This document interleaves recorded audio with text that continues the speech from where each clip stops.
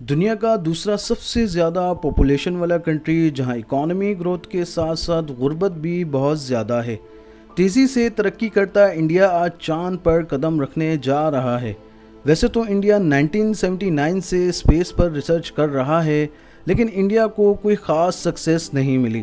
India نے اپنا پہلا مون مشن 14 نومبر 2008 میں لانچ کیا تھا، لیکن یہ مشن کامیاب نہ ہو سکا۔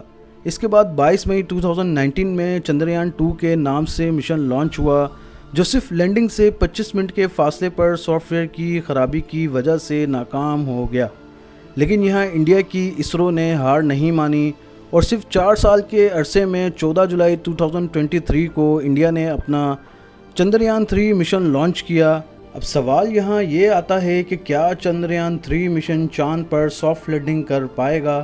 کور ٹو فیکٹس کی نئی ویڈیو میں خوش آمدید معزز ناظرین۔ اگر آپ ہمارے چینل پہ نئے ہیں تو ہمارے چینل کو سبسکرائب کر لیں اور بیل آئیکن کو کلک کر لیں۔ ناظرین، 13 اپریل 1961 کو چاند پر سب سے پہلے سافٹ لینڈنگ کی گئی۔ یہ سافٹ لینڈنگ اس وقت کی سوویت یونین یعنی رشیا نے کی۔ اس سافٹ لینڈنگ نے یو ایس کو حیران کر دیا، جس کے بعد یو ایس نے اسپیس ریسرچ پر کام تیز کر دیا اور چاند پر کئی مشن لانچ کر دیے۔ یو ایس نے اپنے مشن کو اپولو کا نام دیا اور یوں اپولو 1 سے لے کر پوری سیریز لانچ کر دی۔ اس سیریز میں ود ان اے منتھ چاند پر لینڈنگ کے لیے بہت سارے مشن لانچ کیے گئے۔ اب چونکہ یو ایس اسپیس میں خود کو سب سے آگے دیکھنا چاہتا تھا، اس لیے یو ایس نے ایک بڑا فنڈ اسپیس ریسرچ پر لگا دیا۔ اس وقت کے یو ایس پریزیڈنٹ نے پبلک میں یہ اعلان بھی کر رکھا تھا کہ یو ایس اس سال ہی چاند پر سافٹ لینڈنگ کرے گا۔ اور یوں اپولو مشنز کی کافی ریسرچ کے بعد ناسا نے انسان کو چاند پر اتارنے کا پہلا مشن لانچ کیا۔ یعنی یہ ہسٹری میں پہلی بار ہونے والا تھا کہ کوئی انسان چاند پر لینڈ کرتا۔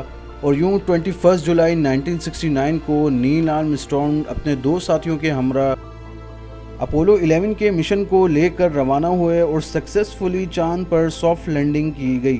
اس مشن نے ارتھ پر ریٹرن لینڈنگ بھی کی۔ اس سکسیسفل مشن میں یو ایس دنیا کا پہلا کنٹری بن گیا جس نے چاند پر انسان کی لینڈنگ کروائی۔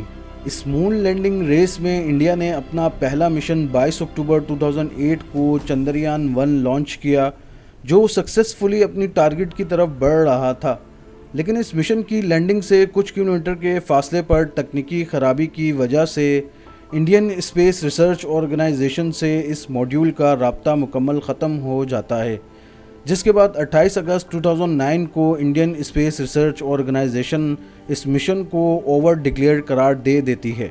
یہاں یہ جرنی ختم نہیں ہوئی اور یوں کئی سالوں کی محنت کے بعد انڈین اسپیس ریسرچ آرگنائزیشن نے اپنے ماڈیول کو مزید اپ گریڈ کیا، جس کے بعد 22 مئی 2019 کو چندریان 2 مشن لانچ کیا گیا۔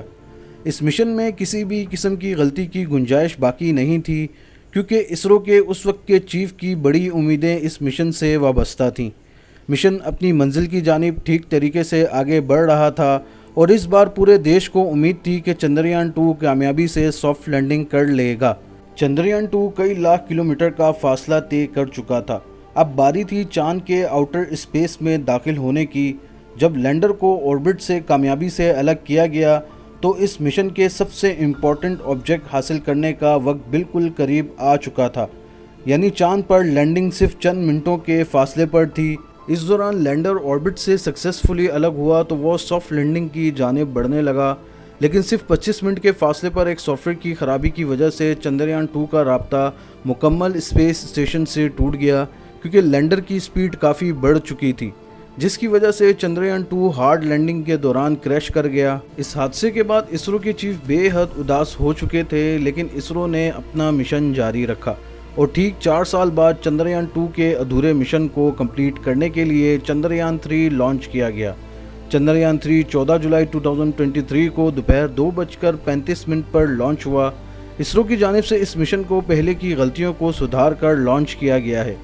اس مشن میں 2 بڑی تبدیلیاں کی گئی ہیں۔ پہلی تبدیلی، اس ماڈیول میں چندریان 2 کی طرح آربٹ انسٹال نہیں کیا گیا، کیونکہ چندریان 2 کے مشن میں آربٹ کامیابی سے چاند کی آؤٹر اسپیس میں داخل ہو چکا تھا، جو اب تک چاند کے گرد چکر لگا رہا ہے۔ اس لیے چندریان 3 میں ایک لینڈر اور ایک روور ہے۔ دوسری بڑی تبدیلی، لینڈر میں 5 انجن کے بجائے 4 انجن انسٹال کیے گئے ہیں۔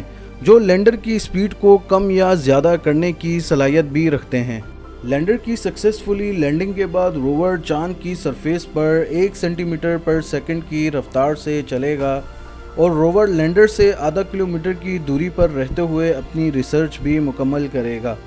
इस रिसर्च में मेन ऑब्जेक्ट चांद के टेम्परेचर और उस टेम्परेचर की तब्दीली को मेजरमेंट करना है। रोवर में ऐसे सेंसर इंस्टॉल्ड हैं जो चांद पर आने वाले मून क्विक्स को भी रिकॉर्ड करेंगे। अब सवाल ये आता है कि क्या चंद्रयान 3 मिशन अपनी रिसर्च मुकम्मल करके बाआसानी ज़मीन पर लैंड कर सकेगा? अगर चंद्रयान 3 अपने मिशन में सक्सेसफुल रहा तो इंडिया दुनिया में चांद पर पहुंचने वाला चौथा मुल्क बन जाएगा और इसके साथ साथ ये मिशन अब तक का सबसे कम लागत वाला मिशन कहलाएगा, जिस पर इसरो के मुताबिक 615 करोड़ रुपए की लागत आई है। और यही नहीं, इस मिशन की कामयाबी के बाद इंडिया अपनी खुद की सैटेलाइट टेक्नोलॉजी को ऑन करेगा।